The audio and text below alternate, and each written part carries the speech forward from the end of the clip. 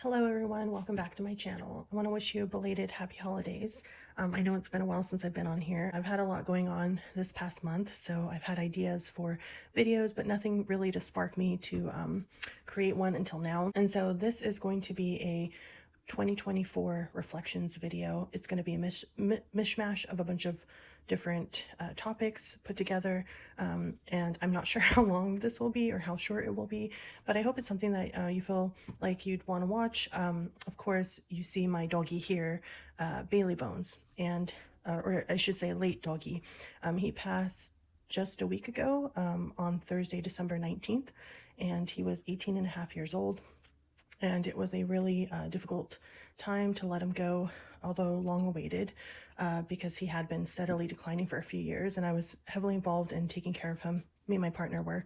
And so yeah, he passed last week, and at the end of this video I'll do like a little doggy tarot thing, show a couple decks that I would use to tap into my dog's subconscious and conscious mind, and talk a little bit about that. I'm saving that for the end, in memory of Bailey Bones, for anyone who wants to tune in, but I understand if it's kind of a heavy topic, especially if you've lost pets before, so that's why I'm putting that at the end of the video. Previous videos I've talked about the coloring tarot that I was doing, so coloring in my own tarot deck, and kind of giving you an update on where I'm at with that and what I've been doing. And then also I'll go into some decks that I pulled out during my tarot video that I did. I pulled out all the ones that I wasn't really connecting with, or ones that I'm still having difficulty justifying keeping. I pulled them all out because it was easy to do so. If you see that video, you'll know why, because I went through every single deck and every single card pretty much. But anyways, so I'll be going through some of those decks and where I'm at with those individual decks. I've been working with them steadily over the month to see if I can connect with them and will want to keep them. But yeah, it was that's been a project in itself. Another thing I might go over is something that sparked my interest recently. I've gotten back into Lenormand because it's such a direct way of reading, very clean reading. And so I'll go over a few of my decks that I didn't show in my other Lenormand video, some decks that I've been using that I'm really enjoying. And then last but not least, I was going to maybe show some new decks, but I may save that for the next video depending on how long this is. So let's go ahead and get started. I'm starting with sharing my progress on the coloring tarot. And so I purchased this off Amazon by RP Studio. And I showed a little bit last time. I didn't do much. I only did 2 cards last time, but I've definitely done more cards this time, and I'll be able to share with you what type of markers I use. Let me see. Okay. So again, this is like a great coloring deck. It's got a really cool book here with no pictures in it, but I don't know, I love the patterns and the colors, and so it's just a really nifty deck. The paper stock of this type of deck is papery, but surprisingly the markers that I use didn't bleed through. So if you're interested in knowing what markers I use to color this particular deck, I use these Bic marking. They don't bleed through the paper as much, as long as you're not like going over it 10 times, but like once or twice it does not bleed through. And I've used this for like other coloring things that I do, just for stress relief. But yeah, you can buy this in like a 36 pack, 24 pack. You want to get the ones that say fine, but not ultra fine, because ultra fine is like really skinny. So I can probably show you just how thick this is actually. So you can see here, that's how thick the marker is that I've been using to color these particular cards. And I stopped at, surprisingly, the Fool. I stopped at the Fool, which, I don't know, there's a doggy there, so that's kind of making me sad. But I was about to do the Fool, the Magician, and the High Priestess when I stopped, because of the holidays, and you know how busy it gets. So I'll show you now what I've done. And this is the Hierophant here. So I use the markers, and then I realized, you know what, I have a lot of nail polishes that I don't really use that have like a shiny glittery effect to them. So I decided to actually use my nail polish to also color some parts of the cards, and it didn't really alter the card at all. So it's not like the card started folding, and you can see that the ink didn't go through. So this is the Hierophant. I've colored the Strength card. So I used marker, and then I used nail polish on her hair and her dress. It's a different kind of glitter nail polish. And then I also used some nail polish on the mountain in the distance and the sky. You can see the sky. So sometimes I'll just like rub a nail polish line and then I'll spread it with my finger, or I'll just very carefully use the brush of the nail polish to color in. This is the Emperor. And I use this nail polish just for his cloak, the little world or ball here that he holds, a sphere, and then the wand and the background, which is the sky. I also try to put some on his little cap here. This is the Empress.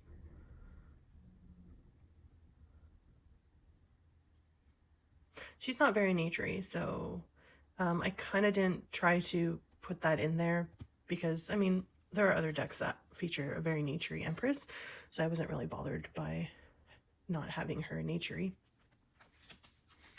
This is the Chariot.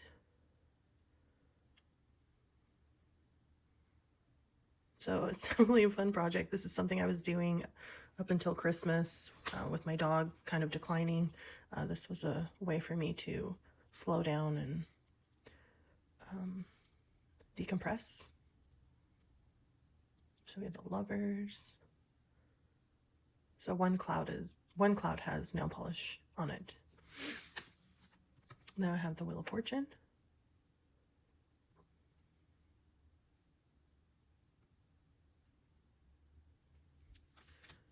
And 9 of Coins. I think she was the first one I did, and I showed it in the last video. And I mentioned that I felt like the markers I had been using for that weren't as vibrant. So I switched to using those Bic markings, which I've used for other types of coloring, and they're definitely more vibrant. Also the nail polish, so this is actually like a burgundy purplish nail polish, definitely added some more saturation. Here's the Hermit. You can really have a lot of fun with the nail polish. So I put some nail polish here at the edge, the gold, and also the edge of his sleeves, and some with the star. So I'm liking how it's turning out. The Hangman.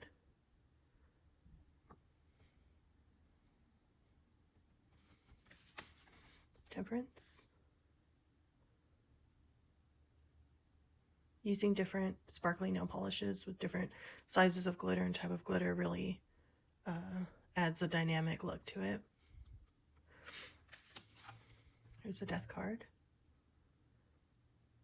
Also, metallic markers can be used, which I didn't use. I'll probably pull them out and start using them with the cards that I still have to do. Here's the Sun.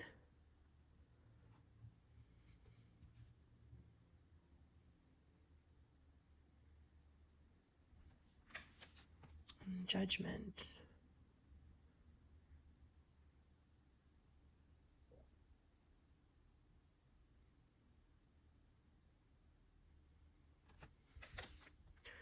And the World.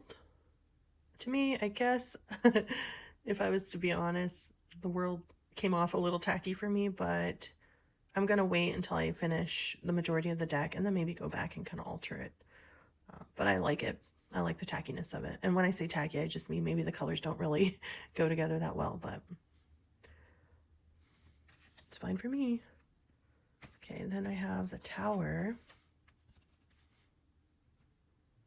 And I love when cards have like really moody deep blues, you know, a lot of dark black and gray. And so it was fun to be able to color this deck and pick the colors I wanted. Yeah. Then we have the Moon. I really love how the Moon came out, like with the silvery nail polish as like the white water of the sea, the ocean water, where it breaks on the beach. So It's created a really cool effect there. We have the star.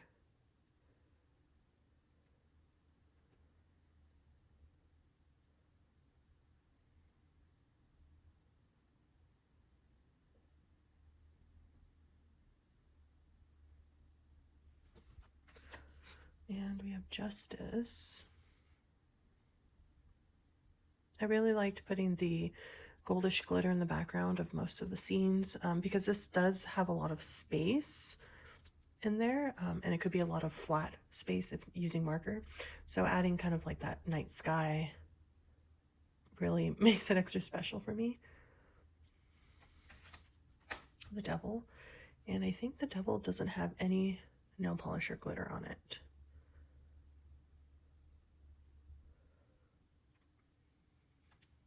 And that's it for now. So the next cards I'll be doing is the High Priestess, the Magician, and the Fool. And as you can see, I went from doing just only, I think two and a half cards to doing like, I don't even know how many. I would just keep going and keep making more. So I think my favorite so far definitely is Hermit, Nine of Coins. I mean, honestly, her Emperor came out so beautiful. So yeah. So I'll continue to update you as I do more, and then if I change any techniques or add in any other type of mediums to this, I'll go ahead and share with you. Okay, so we're going to move on to the next topic that I have for this 2024 reflections video, and this was definitely part of that 2024 reflections. Okay, so now I'm going to share with you all the decks that I pulled out during my last tarot video where I was sharing my tarot collection, and show you the decks that I had set aside because I wasn't sure I want to keep them. After going through the different decks in my tarot video, I decided that I was going to spend some time with them, and every day I would pick a new deck from that pile and use it and see how I felt about it. So the first one I'm going to share with you is the Real Talk Tarot. The reason why I'm keeping it is because the creator of this is from Colombia. That's actually where some of my family is from, and I wanted to support Colombian artists. This is the Real Talk Tarot. Juanita was born in Colombia and has always lived in a house up in a hill amidst the mountains, surrounded by nature, birds, and flowers. That's exactly what it looks like to me when I went to go visit Medellin. Definitely houses kind of built in mountainsides, and there's like plenty of nature. She is never quite like staying in one place, so she travels around, satisfying that drive of learning from new cultures and trying new food. She believes that what led her to illustration was bedtime stories. She wouldn't go to sleep if her parents didn't read from a storybook. She studied fashion design in her hometown of Medellin, which is a city I visited, and graduated in concept art from Vancouver Film School in 2018. Very few decks and artists that I'll actually get behind and want to like support for the sake of owning their decks, is to support them. And so this was definitely one of them. Although I didn't always really connect with the cards, I did end up pulling this out and using it a few days. And this is the bag that came with the deck. The verdict on this one is that I'm going to continue to work with it because of the artist. I want to still give it a chance. I have worked with it a few times and came up with some semi-confusing messages. I don't feel like it's a very like deep deck. It feels very like interpret at face value, and I don't always like understand the picture as part of the meaning of the card. So I mean, like, I love this Ten of Pentacles because I usually think of the Ten of Pentacles as a legacy card. And like, but this Page of Pentacles, I'm not really sure about it. Let's see if I could find another one. I guess I could resonate with this, you know, for an Eight of Swords, but like the Emperor card doesn't feel very Emperor to me. It feels very young and actually not in control of anything. Let's see if I can show you any other ones. The Towers of Jenga, which is kind of cool. The Death card. Six of Swords. Knight Knight of Cups. It actually kind of gives me, like the Grunge Tarot is a tarot that I have that feels similar to this, and where it could be so modern, not modern, but so like up to the creator's interpretation that it can feel a little disconnected. I'm not sure what it is. It could be just the type of art. But yeah, I can relate to it because these are everyday experiences and depictions. It just doesn't always come off in a reading as clear for me. So, I mean, I still recommend this deck, and again, the verdict is I'm keeping this deck. I'm going to continue to work with it. I'll probably end up keeping this deck indefinitely because of the creator. And this is the 9. So here's one, the 9 of Wands. The 9 of Wands here is basically like an Instagram feed or profile, and I don't really understand what that has to do with the 9 of Wands. So it's a disconnect. So that's the Real Talk Tarot. That's one deck I pulled from my tarot deck collection to kind of work on and see if it was something I wanted to keep. Okay, the next one is the Good Tarot. I know some people actually end up letting this one go. I didn't really give it enough time when I got it. I did work for a bit, but again, the images for me seemed a little too amorphous, or like 6 of Earth doesn't really speak 6 of Earth to me. So Queen of Water, Messenger of Earth, Tower, Sun, Queen of Air. So I did use this a few times this past month, 2 of Air. And this is, maybe you can go off of the pictures to kind of deem some deeper meaning. But I mostly end up relying on the titles, because imagine if this was not 7 of Fire and you just saw that image, it wouldn't be very clear what this is about.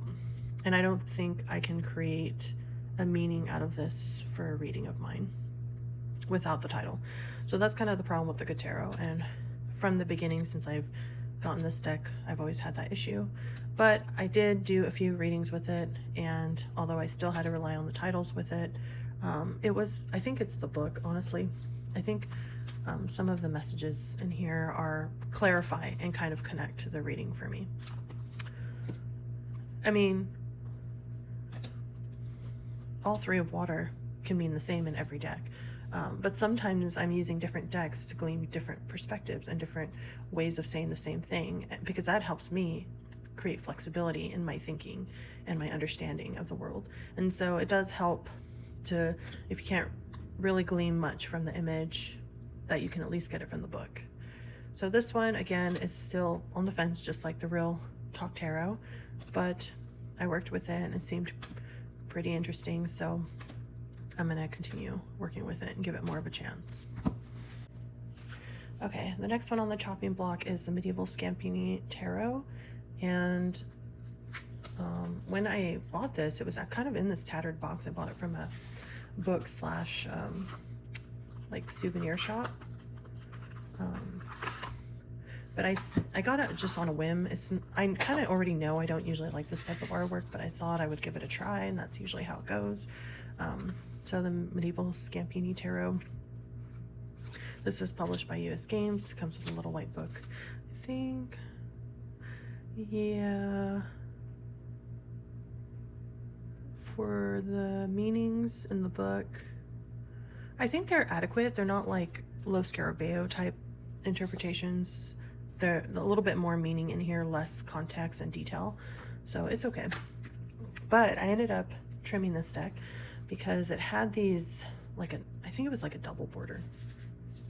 I don't have an original, but, or maybe it wasn't a double border. It was just a lot of yellow space around like this. And it just felt like too cluttered. Like my brain could not focus on the pictures because it was being distracted by the yellow around it. So I went ahead and trimmed this one just because it allows the very detailed and busy images to pop better. So this one is like gonna be my least favorite tarot as of right now. I think it's kind of like really interesting and unique. It's not something that I like absolutely love. I'm glad it's not just like a pip deck of sorts, but it's a little too busy for me. And if you've seen some of my favorite decks in other videos, it's not really my aesthetic. I know some people like a lot of like Marseille decks and very like those kind of old century type decks. But that for me is not usually something that works. I need vivid and like bold in your face and kind of wakes you up when you're reading. And this one's a little more solemn. I think solemn is a good word for this deck. So this one I pulled out, but I have not worked with it continuously. I've worked with it in the past since I trimmed it, but I have not worked with it since I pulled it out to give it a second look and decide if I was going to keep it. So this one is definitely, probably I'm going to start using this one into January and see how I feel about it. I mean, who knows, maybe doing certain spreads can awaken this deck for me. I mean, it is kind of cool moon card there. I like that. But yeah, maybe I'll give you an update on this one. Six of Swords. It's just the coloring and the way the art kind of blends together in a busy way. It doesn't feel cohesive or harmonious. So it's pretty cool though. I mean, I don't know, we'll see. Maybe I'll fall in love with it, but it's one deck that whenever I see the box, I'm just like, I don't feel like working with that one. I'm judging the book by its cover, but oh well. Okay, El Tarot deck. I bought this because I like the Loteria, which is like a game, somewhat like a bingo type game. And I wasn't sure what I was expecting, but the issue was it's mostly a pip deck. And so I was very disappointed in that. I really like the majors in this deck. As you can see, the Fool, Magician. I mean, the majors are really cool.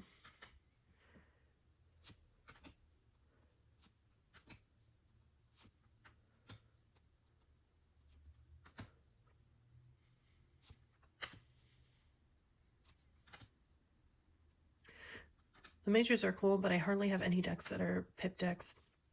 I think the fifth Spirit Tarot gets away with pips with me because they're still illustrated pips. But this one I'm probably going to let go of because, I put it out of order. As you can see, I'm not really attached to it, but I mean, it's just pips, and I don't really read tarot just to be like, okay, if I have 4 arrows on a card and this looks, I mean, it's just, there's so many tarot decks that have illustrated pips or illustrated minors, and there's so little time in life that I'd rather be working with an illustrated deck, full deck, rather than pips. It's just, I get bored if I'm being honest. So this one is definitely going to go bye-bye the El Tarot deck, but I definitely suggest the Loteria game is really fun. So I do have that from this creator. And yeah. Okay, I think this one for sure I'm letting go, the Universal Weight Tarot, because I don't need this copy of it. I have my Radiant Weight Smith, I think is the name of that one. That is my favorite, and I've showed in other videos. It's like my go-to deck. This one is just too small since I trimmed it. But I trimmed it because the images were so small that they were getting lost in the card. So once I trimmed it, you can see the image, but they're way too small for my hands. I do actually have quite big hands, and it's not like my most favorite coloring. I am keeping the Centennial, which compared to my Radiant, oh God, I keep forgetting what it's called. Radiant Weight Smith? Radiant, whatever. Compared to my Radiant version, which is my favorite, the Centennial offers that very traditional Rider Waite Smith artwork. And this is more of like a color pencil, I think. And I did buy a Hanson Roberts version, which is also color pencil. So honestly, there's so many ways to justify that I don't really need this, except for the cute tin that it comes in. But I'm probably never ever gonna end up working with this deck. So it is trimmed, and it is like a color pencil, I think. But compared to Centennial and the Radiant and the Hanson Roberts version, I really don't need this one. And it's nice to make space in my collection because I'm very limited on space. So this is one that I'm on the fence about because my impulse is to let it go, because compared to some other smaller decks, I probably won't use this one as much. But like I said, I forced myself to work with it over the past month, and I did find that it really delivered great readings. This is the Wild Unknown Pocket Tarot in a tin, and I did color mine because I was trying to see if coloring it would help me bond with it. It did make me like it more, coloring it, and I used the same markers as I used for the deck I'm coloring currently. So it definitely did make me like this deck more that it was colored, but still it's like just okay for me. Maybe because it does offer the cards in different like perspectives, like for instance this 10 of Cups here is the rainbow itself and how it's all interconnected, and these could be all the, you know, these could be all the lifelines or ancestor lines kind of crossing over. I mean, there are ways that you can interpret this that make it pretty interesting. You know, 8 of Pentacles, everything's interconnected. How a spider detects when a prey has fallen on the web, it creates like a vibration, you know, there. So I think it offers that unique way of reading tarot. Like if you just want something to not be so confined to the tarot image and just expand. This is a good deck. And it's not that I didn't really understand it when I first got it. It's that I didn't really want to understand it because I think it was going to make me work for the meaning and work to expand the meaning. So I think it's pretty effective in that way. It kind of reminds me of those old books, children's books from like what is it, like the 70s, the 80s. The illustrations were a little bit, not very vibrant, kind of boring, not colored in. And so, I don't know. So yeah, my impulse is to let this one go because technically I don't like this deck, but something just keeps telling me to keep working with it, keep giving it a try, you know, see what you can glean from it, because it is very different from other decks. And I would never want to buy this deck again, and I would never want to color this deck again. And I didn't actually finish coloring all the images, so you can see that this is black and white here, but I didn't like color the world. So I want to make sure that it's something that I want to let go before I do that. Okay, I think, I just want to show my favorite card though, of one that I did color. I like this moon card. Once I colored it, I think I really, really liked it a ton more. This is the 2 of Pentacles. Maybe I can even add nail polish on this. Oh, see, now I'm talking about keeping it. This is the Temperance. But my ultimate favorite card in this deck, you see the Justice, I went a little wild there,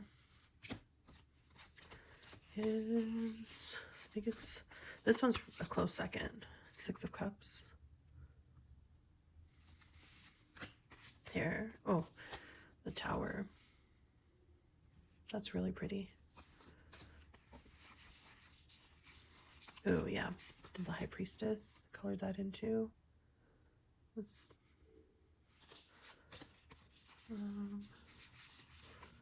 And here's my favorite card, the Emperor card.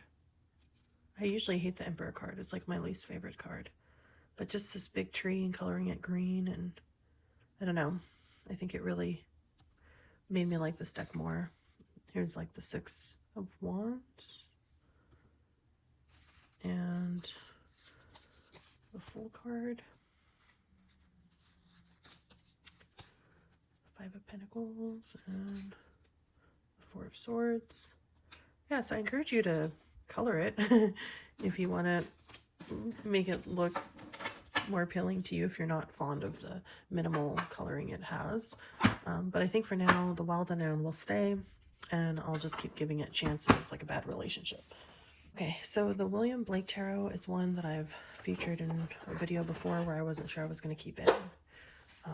But I did work with this deck, and it is something that I think I'm going to keep and continue working with, because it does kind of it has its own complex system, so it takes learning, and really like it's not a quick read by no means. I mean, this is Woman of Painting, so you want to make sure woman would be queen, or woman would be, I don't know, page.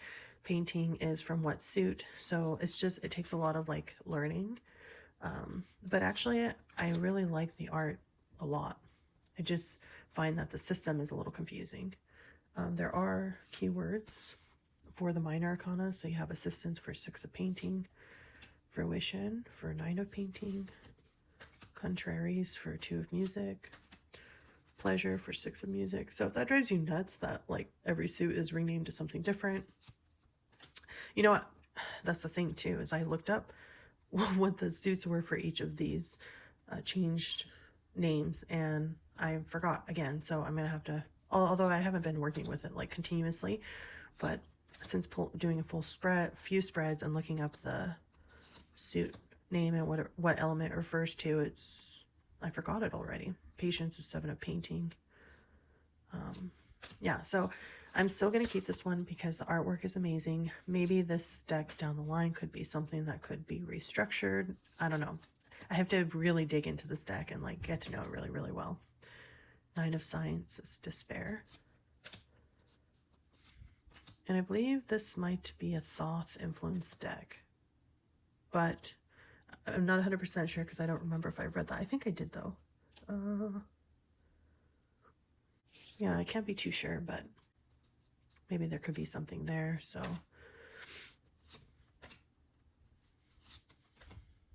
I think it's interesting because of the artwork. So it's not one that I would let go easily. But for now, this one is safe. Okay, what I was working with is the Tarot Deck and Guidebook 88 Gemstones. This one can be purchased on Amazon, I believe. And I thought I would like it because of the black and gold. If you know, I have the Golden Thread Tarot by Labyrinthos, and it has that black and gold illustrations, but this one doesn't have gold gilding illustrations. It's flat gold, somewhat flat. So this one is a RWS clone, and it's very easy to read, and I did use it since I pulled it out to see if I wanted to keep it. I don't know, this one is just like, I could keep it, I could let it go. Not building an attachment with it. It's an easy reader because my Golden Thread Tarot has the gold gilding illustrations, and it's really hard to read the card depending on which way it's laying. This does have gold gilding edges, and you can see that. You may not be able to see the picture as well if it's like laying flat versus reflecting light, but this doesn't have that problem, so it's just not what I expected.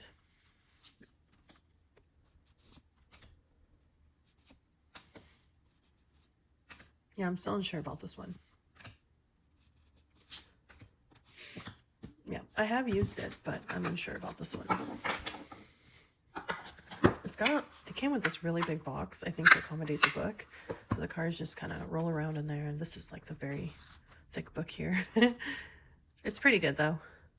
I don't like when books break up the readings though into love, relationships versus money, career versus general. I'd rather just have like one interpretation and then I use it for whatever I'm reading about. Okay, now for the Light in the Mist. It's getting a little dark in here, so I had to turn on the light. So the Light in the Mist is a tarot puzzle tell. I'm for sure letting this one go. It's actually, so the book does include very short interpretations of the cards. If you still wanted to read it and use it as a tarot, but I found that the cards didn't really translate well. We did try to play the game, which was okay, but it was a very long game, and kind of interesting. I tried to play with my partner, but he lost interest, and then I lost interest, so so I haven't really like used this for anything, but these are what the cards look like. Now the major arcana cards are pretty cool.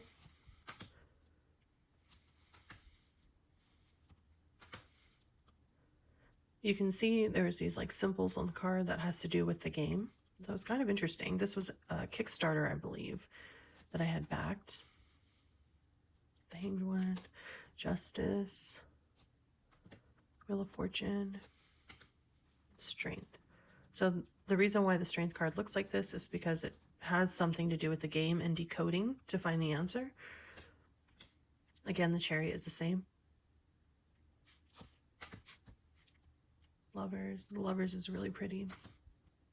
Hierophant, Emperor, Empress, High Priestess. Now, here's a minor arcana, Five of Wands. Again, so I think what happens is they come to a point where the card has to lean more towards solving the problem of the game rather than depicting what actually is the Five of Wands. Again, the Four of Wands. So these are clues to solve the issue, to solve the problem.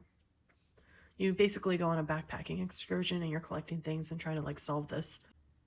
There's Five of Cups, Six of Wands. So now you can see where it deviates. I could still use this as a tarot because I could just read what the title is, but I don't think I would. I wouldn't keep this deck for that. If I actually enjoyed playing the game version of it, solving the puzzle, then I would keep it. Again, the majors are pretty cool. So you can see the Hermit. This is all part of the game. Magician, the Fool. This is your backpack, which you store your tools in. Queen of Pentacles, Ace of Wands. So yeah, it was a Kickstarter. We tried to play. We didn't. Seven of Cups here. We didn't finish. You get this little backpack journal. We didn't want to use it just in case. I didn't want to keep it. I thought I did write on something though. It must have been, I must have had two of these and now I had one because I did write on the other one. So it only comes with one of the little writing instrument to kind of like track your progress. And you can use this as like a template, but then use other paper to write so that you always have this. Something goes in here and then you reveal the answer at the end. It is cool for somebody who would enjoy that. I thought I would, but I was a little disappointed with some of the cards needing to lean more towards the game than actually interpreting the tarot meaning. So this one is gonna leave my collection. Okay, so the Astara Tarot was one that I wasn't sure I was going to keep, very simply because there are 4 different artists that actually created this deck. But one of the suits is very difficult to see the illustration. And yeah, this one does take some effort to read, so I did actually use it since I pulled it out to set it aside. And I did get some really nice readings from it. And maybe I struggled a little bit to read the card, what the card was. Maybe, let me see if I can find some. This is 7 of Cups, I think, but I could be wrong. So that's sort of the issue. Some of these are not obvious to me. I want to show you one where it's like kind of difficult to see what's going on in the card. Like this one, maybe. 2 of, I couldn't tell you. Birdcage, birds. It could be 2 of air, like a 2 of swords. Could be 2 of cups. So like something like this was very difficult to, I mean, you can interpret from the image how you want, which is cool, but you might never know what it actually is, which is not cool. So some of the other cards are more obvious, like this one. Let's see. But I love like this artist here. That's very pretty art. The Queen of Swords. Strength. This one, it was another one. So 4 of wands, maybe, because there's branches. Maybe swords, maybe pentacles, because it's nature. You wouldn't really know. Maybe they should had a little symbol on the bottom. But this artist here, I love this. This is very pretty. This also, great justice card. I love this justice card. This could be like my top 20 justice cards. This artist here, at least it's clear. I mean, it's okay. It's a little storybook, like, actually, this is reminding me of the rabbit storybook. I won't remember. But, yeah. And this one is more garish, which still is cool. This one, I'm guessing Knight of Wands. I love this Temperance. That's pretty. Death card. It's kind of busy, not easy to see. But then this Ace of Swords, really cool. This is still cool. I still really like this art here. The Tower. This is 10. I'm guessing 10 of Cups with the jellyfish and the water theme. So actually I might go back in and maybe I'll write the actual cards and then I'll really enjoy this deck. I think that's what I'll have to do. So I'm keeping this deck even though I set it aside because I wasn't sure I wanted to keep it because it is difficult to read. Here's another one.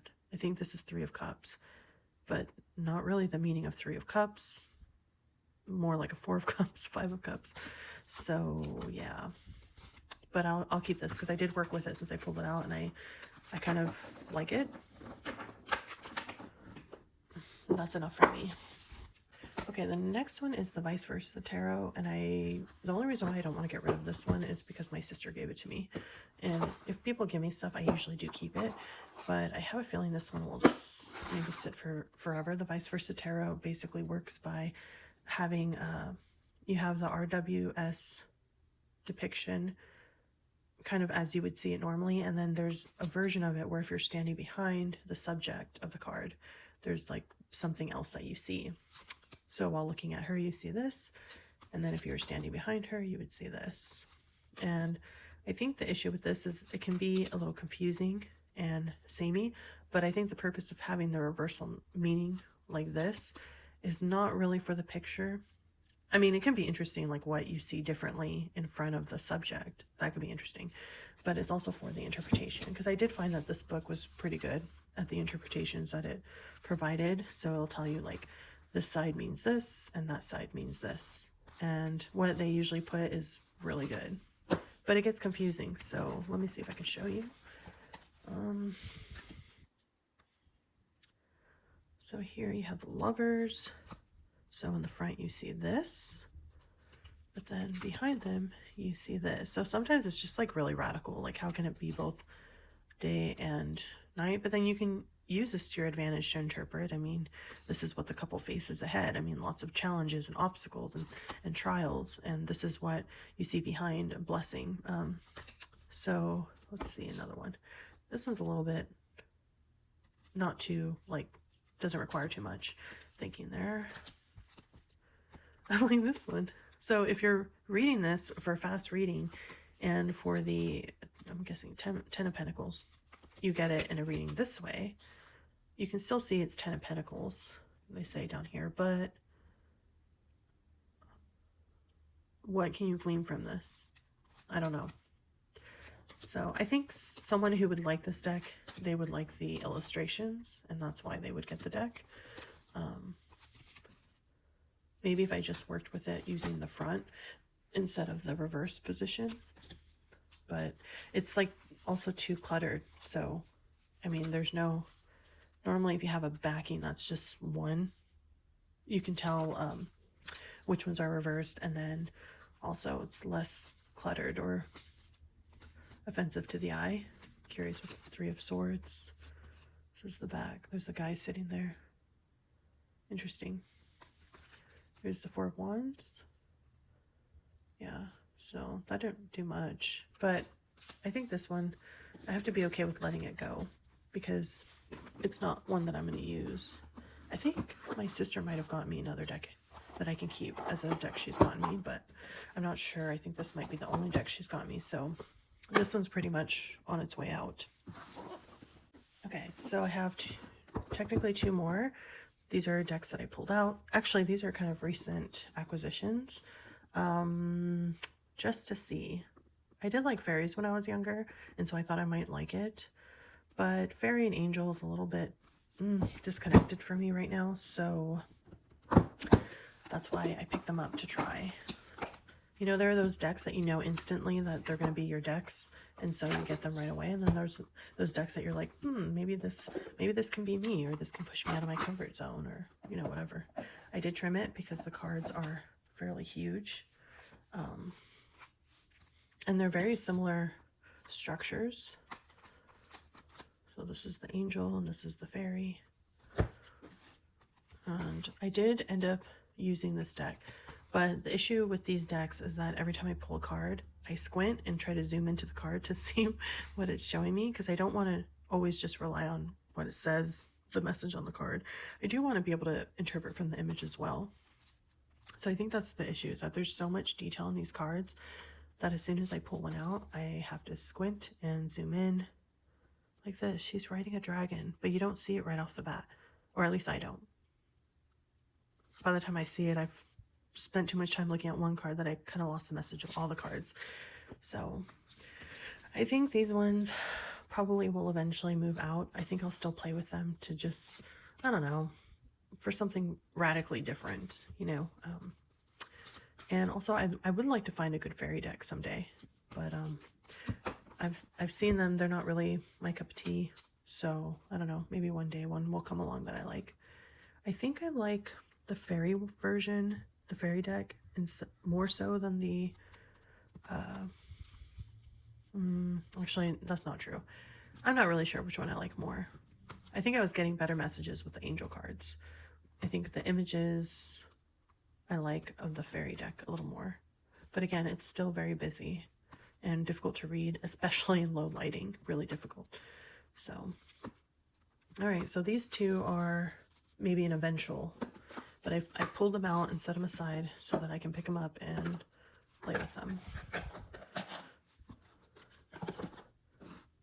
So I can use them and see, I don't know what I'm looking for, but the goal is not just to collect decks and let them sit and not be used. That's not the goal, because I'm not a collector. Most of the things I own is something that serves some purpose, or something I use, or something that adds to my life for sentimental value. So for me, the goal is never to allow decks to just sit. It's to actually use them. So, and then as part of this part of the video, just kind of going over the decks as we're reflecting on 2024, the decks that I would consider letting go. I actually reordered the Star Tarot. So I originally got the Star Tarot and then found that the book focused way too much on like the details of the cards. And then also the illustrations weren't really my thing. So I gave the deck to my sister. But then, I don't know, there were many times where I asked my sister if she could let me borrow the Star Tarot or let me play with it, because I wasn't sure. It was like gnawing at the back of me that I might have let go of something that I wanted to use. And I don't know what it is about it. So I got it back. I reordered it. And the color, it feels a little Lisa Frank to me, if I'm being honest, but that doesn't matter because I feel like the way the images are depicted are still really cool and deep and symbolic. And so, I don't know. I think I want to dig into this one. It'd be really fun to dig deep into this. Like, I love this. Three of Pentacles. So beautiful. Such a beautiful way to depict this card. Even the Four of Pentacles. Five of Pentacles. The Six. So it's still in order because actually when I got it, I just went through each and every single card and looked at the image. And I really started to see its beauty. I think I overlooked that when I first got it. Still, the book is probably something I won't really use that much because I don't really have a memory for things that are very specific.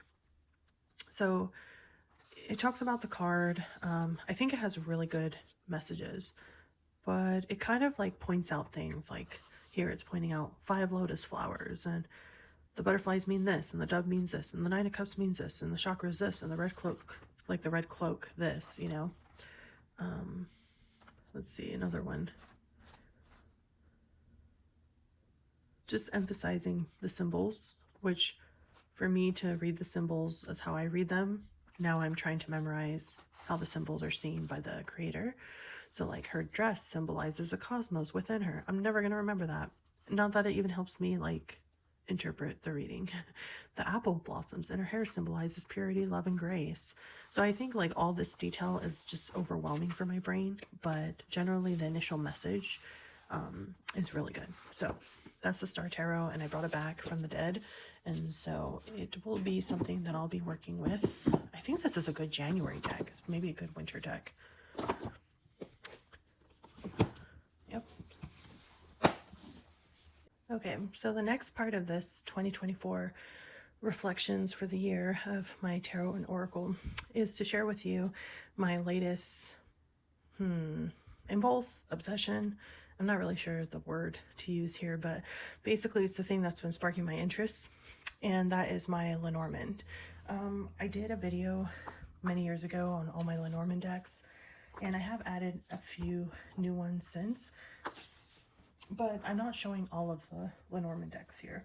I'm just showing the ones that I felt compelled to take out and that I've actually been using this past month as part of doing readings, especially with regards to my dog and seeing how he's doing before he passed and after. So I just kind of want to share some of the newer Lenormand decks with you, and also yeah, share what my latest passion of 2024 has been. And this one is let's see, Tarot Lenormand. I believe I purchased it off Etsy. If not, I purchased it from the website itself. I think the website Bouchette Design is the company name. And this is a Lenormand deck. This was a sticker that came with it. I just put on the back, but it comes in this little box here. And you can see Tarot Lenormand is the name of the deck. I'm just going to show you some of the images. It comes with the reference cards instead of a booklet. Actually, I really like the interpretations of this deck for Lenormand, Tarot Lenormand. You know, sometimes I've noticed that interpretations can be very negative, and it's hard to find more neutral interpretations. So it's nice. I feel like this deck has some nice interpretations to learn the cards. So this is the ship card, the coffin, the whip, tower, lily, mountain, cross, anchor. I usually pick my Lenormand decks based on my anchor card. And this one is really beautiful. Cool anchor. The heart, the mice, female, garden, ring, clouds, fox, stars, and the tree, the stork, the sun, doggy, the book, bear, key. Isn't that pretty? I love poppies. Scythe, rider, fish, bouquet, house, letter, child. So whimsical. Birds, snake. This male, I don't know, I just want to show you all the cards of this one because I love it so much. Moon, clover, crossroads, and we're back to ship. So this is the Tarot Lenormand, and I think the reason why I've been wanting to use Lenormand is because of its directness lately, and it has a dog card in there, so I've been wanting to see the dog card in my readings, which I have been, and yeah, that's probably why. Also, this one is Miamondo Lenormand, also one you can get from Etsy, and it just comes in this little bag here.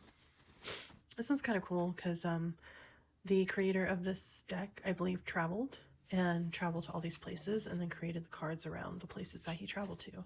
I think I showed this deck in my last Lenormand video. So this one's really nice.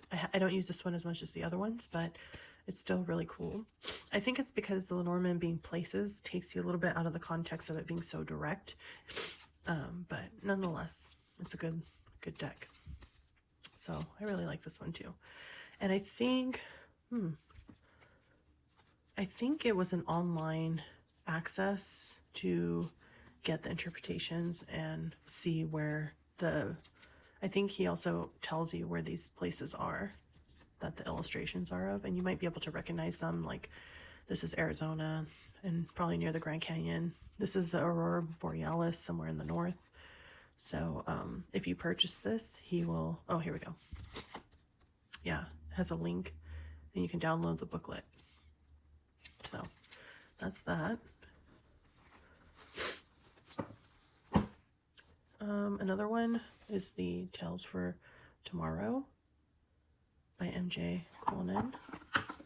I got her a Ghostly deck, which I featured in one of my October videos around Halloween. But I love the Lenormand too. It's really cool. These are the backs. I love that. And her artwork and illustrations are so neat. The book, I have the fish, whip, birds, scythe. This is a really pretty lily card. The mountain. So this deck, I've been using it. It is a little more difficult to like read the cards because of the nature of the digital art, but the illustrations are still really cool and fun. I will tell you guys that when I've been doing readings for my dog, for some reason, he's been coming up as a fox for the longest time. And he lived to 18 and a half years old, and I got the feeling that he was my Benjamin Button. If you've ever seen the movie The Curious Case of Benjamin Button, you would know what I mean. And we had this really good like connection between us, and he went with me everywhere, and he's traveled through so many relationships with me, but he was always there. And I watched him basically decline into a very feeble, frail dog. He was wearing diapers for a little over a year, although he should have probably been wearing them for 2 years. And he was turning into an infant. I used to burp him so that he would be comfortable. He couldn't walk anymore, so I'd push him around in a stroller. But he always had a strong heart, and he had a strong will. He didn't really easily take defeat. Anytime he was hurt or was recovering for something, he would bounce back. So it's funny that he would come up as the fox. And I don't want to see that as negative because it implies that he was clever in a manipulative way, kind of sly. Maybe he was in control and extending his life, and he knew how to use puppy dog eyes to get me to, cater to him, because I did cater to him for a lot. But yeah, I thought it was interesting that he was coming up as a fox. And I just did a reading this morning using a Lenormand deck about him, and finally he came up as the dog in that reading. So I don't know what's changed, but it's been a week and a day since my dog has passed, Bailey, and you can see him there in that picture. One of the pictures I love, and I have him like in an ornament here so you can see. I'm just going off on a tangent, but I did want to share him as part of the video because he's also part of my 2024 reflections. So I wanted to share him, and you can see him there. That's his face, and he's actually smiling in this picture. It's not easy to see, but he is smiling. So he was a miniature schnauzer, and he definitely lived way past his expiration date because he loved life. But that's why I wanted to use Lenormand, because I just thought it was so interesting that he was coming up as the fox and not the dog. So yeah. Ooh, that's pretty. The moon. Love that. Yeah, so this is MJ Cullinan's deck. Lenormand. Tales for Tomorrow. Here's another Lenormand deck. It actually came in a different bag, a black bag that says Lucas Decks on it, but I switched it out and put it in this plain burlap looking bag. Now, this is by Luca Decks, Lenormand, and it has a guidebook. The guidebook is not like publisher quality. It's very much like stapled and uneven. So if this is a deck you end up seeing and liking, just know that this is not publisher quality. Even the pictures in here don't match the pictures in the deck. So I'm not sure what that's about, but it doesn't really matter because the style of this deck feels very, very like cottagecore Nordic, and it is so beautiful when you lay it out in a spread. It's very calming and peaceful. So I definitely recommend this deck if you're interested in this style of illustration. There's not a lot of Lenormand decks out there, and if you're looking for something a little more contemporary, you're not going to find it in mass market. You're going to have to purchase something on Etsy, probably from somewhere else that's not a mass production publisher. So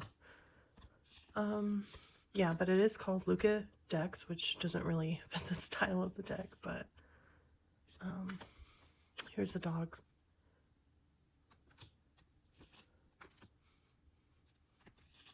This was the deck that I did a spread with this morning, where my dog finally came up as a dog, not a fox.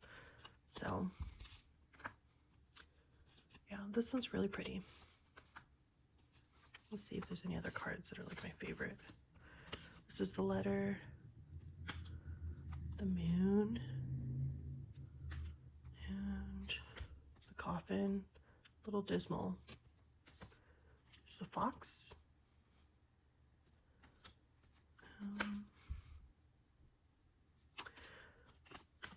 Here's the house. It does feel very wintry too. Okay. I only have a few more Lenormand decks to show you. Now, this is not showing my entire Lenormand collection. Again, this is just showing you the ones that I felt like I wanted to work with, which I have been working with for the last month.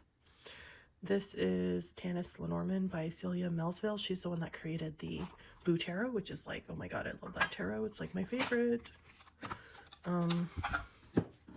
It includes these note cards here. You also get I think it's part of it's in French, part of it's in English, so you do get an interpretation book here.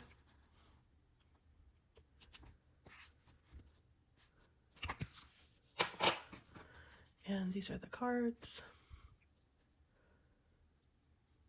There is no title card or title on each of the cards, so this is Clouds, book, child, coffin. I like the use of a single color, or in the color family, so that when it's laid out on a spread, you can easily see certain cards and decipher certain cards from others really easily.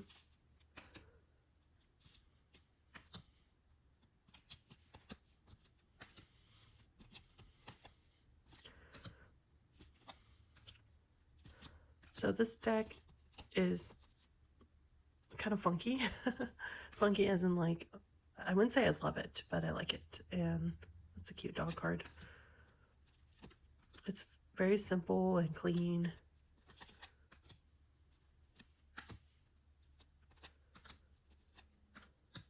This is like the paths or crossroads card. The woman, the tree. I think this is the moon. Another woman or child. It's a stork. So yeah, it's really pretty. It does have some of that Boo Tarot style of art in there.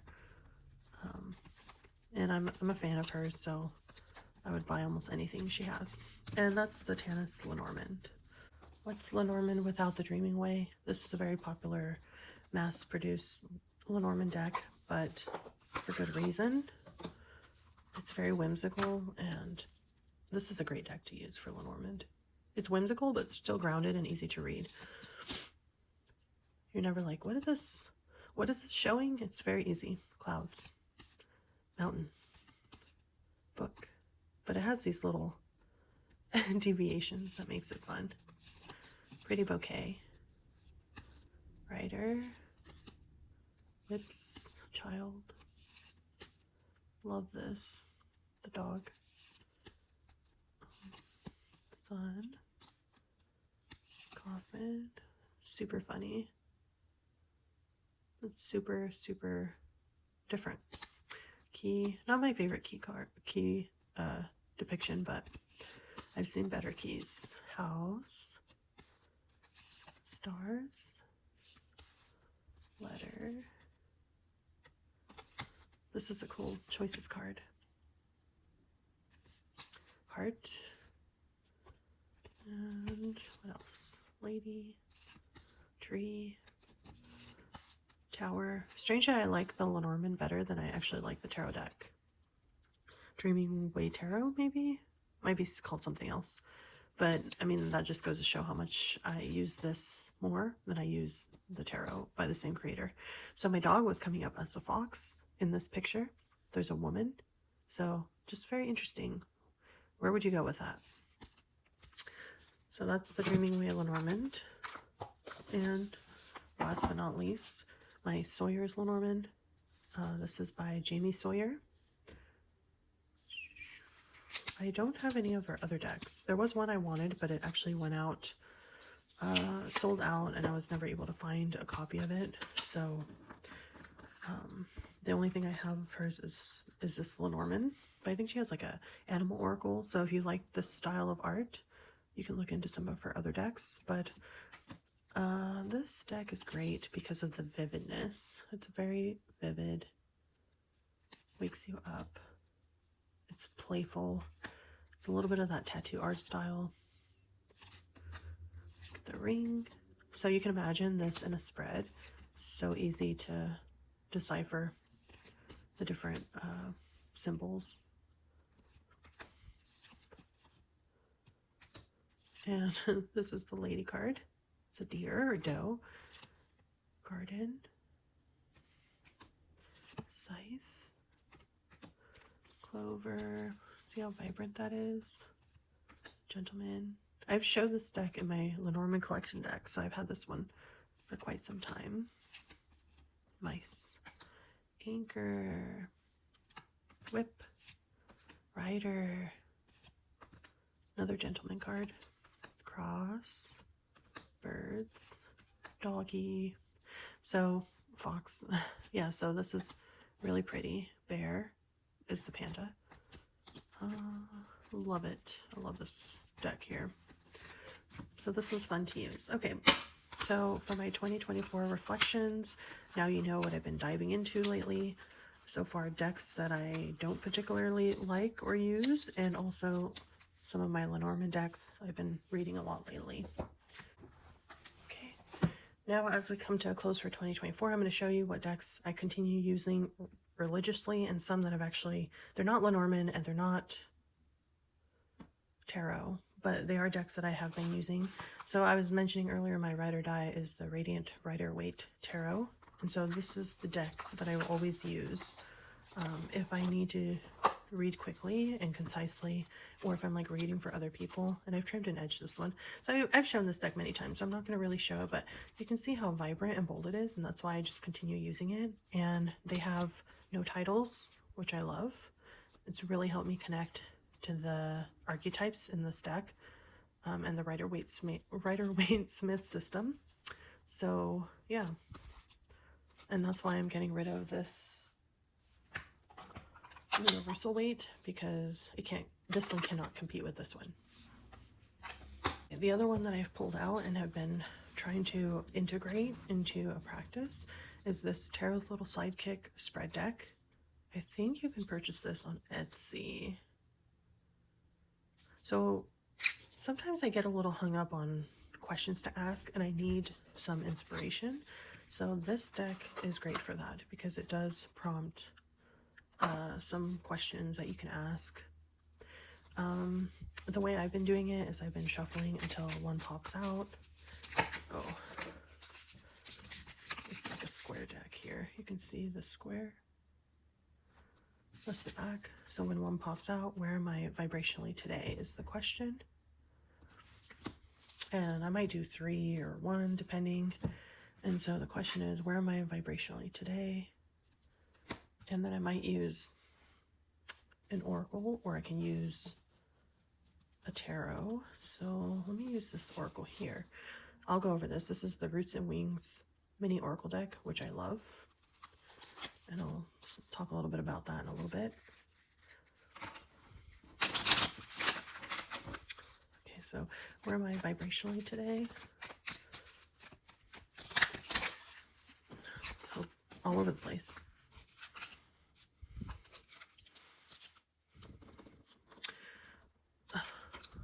Interesting. So where I am vibrationally today is manifesting duality. So that's kind of cool.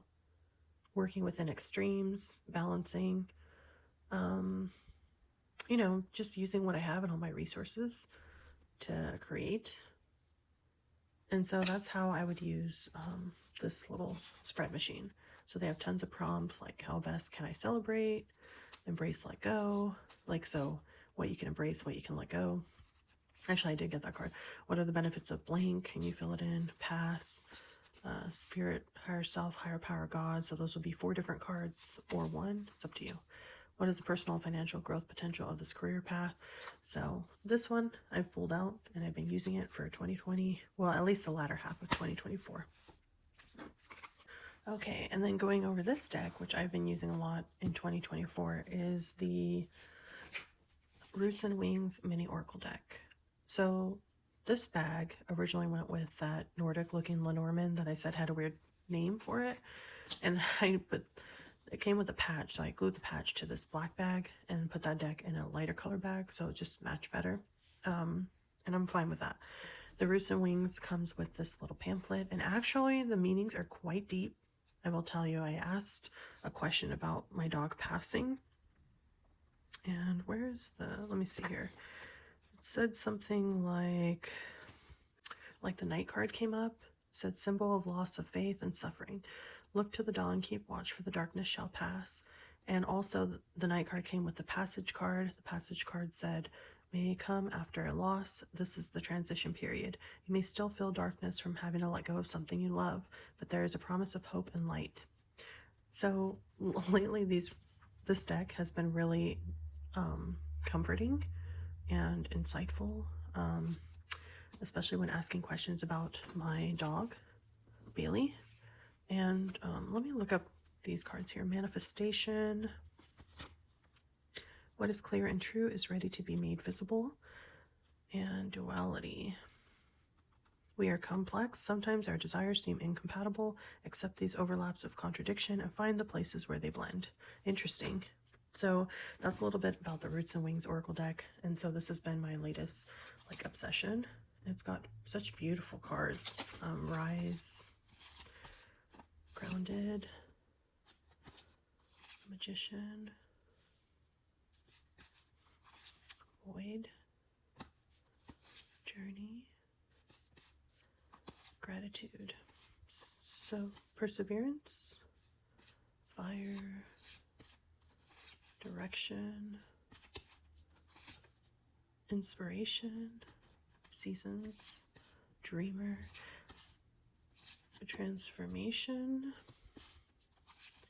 Goodness, Storm. So really cool cards, really great meanings, really inspirational and comforting. Humility. This is that passage card I was telling you about. Pretty cool. So I think in honor of my dog, Bailey Bones, I was going to show you a couple decks that I actually was using to read for him while he was still alive, to kind of check in on his health and happiness. And so there's 3 total decks, and that's going to round out my 2024 reflections. It's going to round out my 2024 reflections, just kind of going over the decks in honor of Bailey and in honor of 2024. So Roots and Wings was one that I was using to read after he passed, and I will go ahead and ask, what would Bailey like us to know about how he lived life?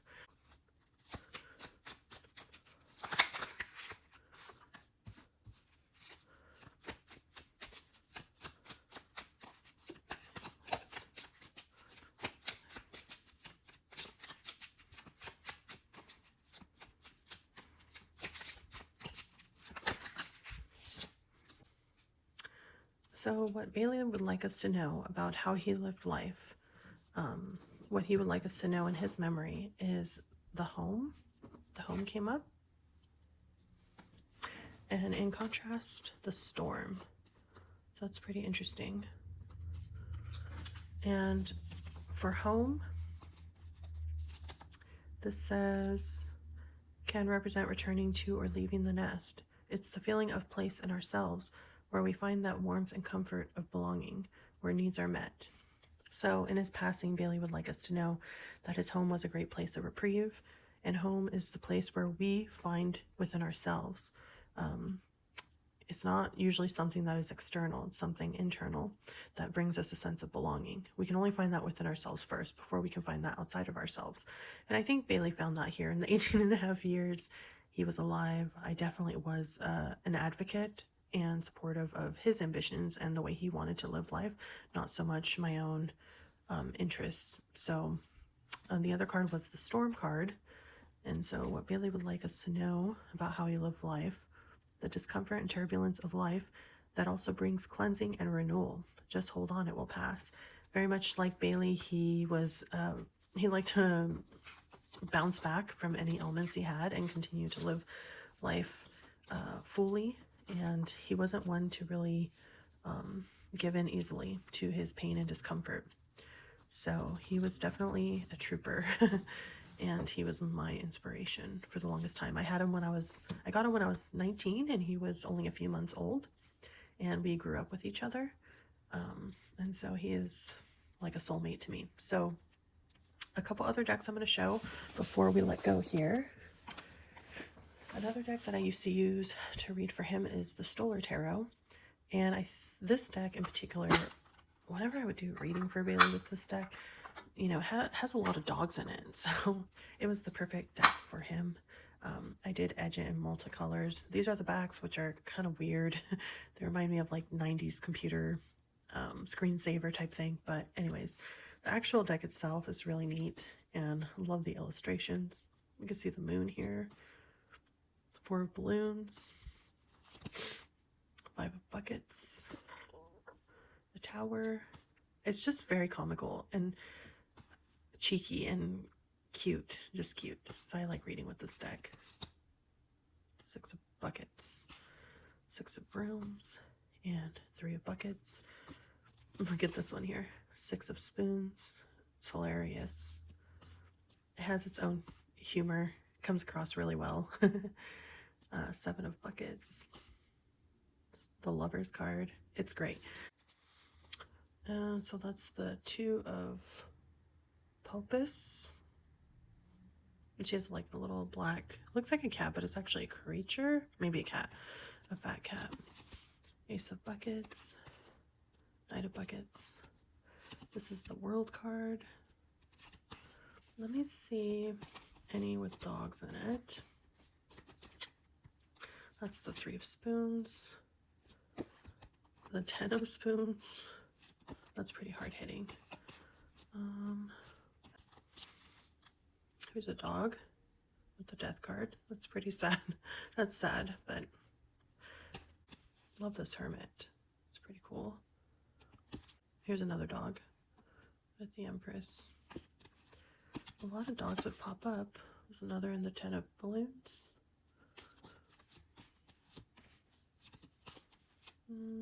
Here's another 10 of buckets.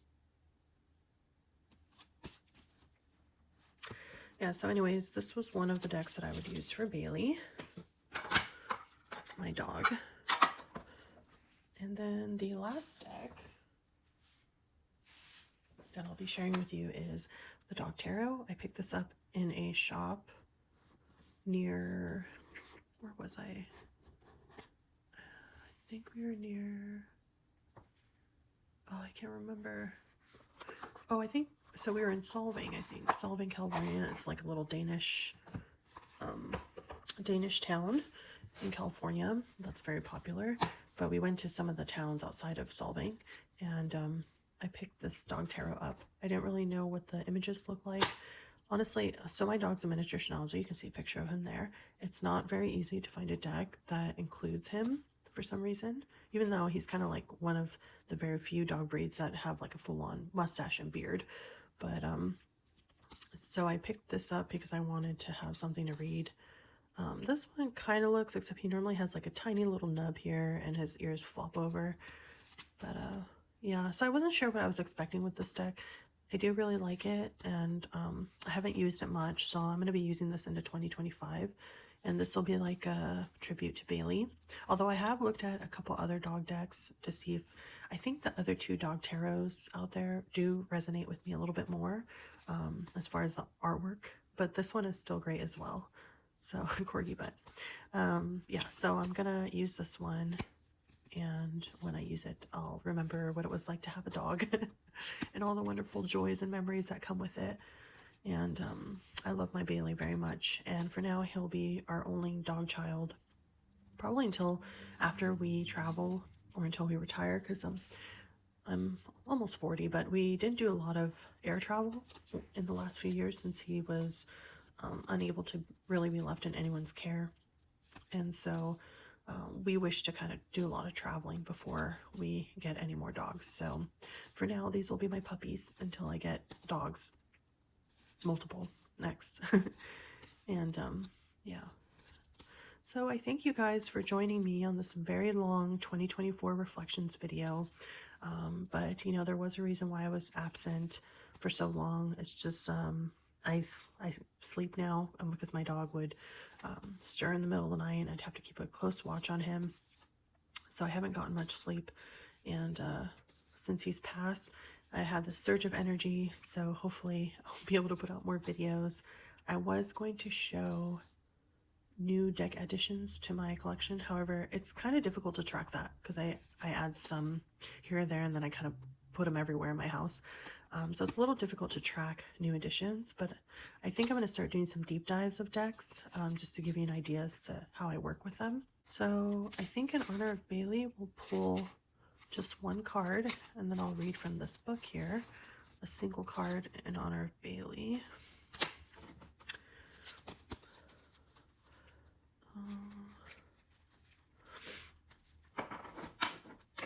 We're pulling a single card in honor of you, Bailey.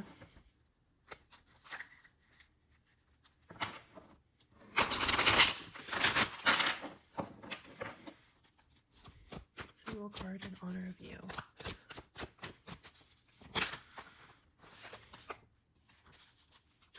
In honor of Bailey, we got the Four of what looks like paws. So let me see. Okay, Four of Swords. So in honor of Bailey, we have the Four of Swords, which definitely is a card of rest and not rejuvenation because he's passed, but definitely rest. So let's see what it says. Every dog has his day, and sometimes that's a doggy spa day by necessity. You're exhausted. It's time to retreat to the softest of microfiber dog beds and treat yourself. There's nothing more exhilarating than the dog park, running in circles, catching frisbees, and of course, navigating the complicated flowchart of the canine social hierarchy. But you've overdone it, and your brain is overheated. You need quiet and solitude to recover. So that is the message that Bailey would like to share with us from the Dog Tarot. I believe he's in a better place, and he is recuperating for his next soul journey on Earth. And yeah, I just wish you guys a happy holidays and hope that wherever you are, you're having positive experiences. And if not, wishing you many hugs and lots of peace in your time of, if you're going through struggle or a difficult time during this holiday season. I, of course, know holidays can be very difficult, so, and especially with my dog recently passing. So I'm just wishing the best for you and hoping that 2025 will bring much lightheartedness, really. So yeah, happy holidays, and I'll see you next year. Bye.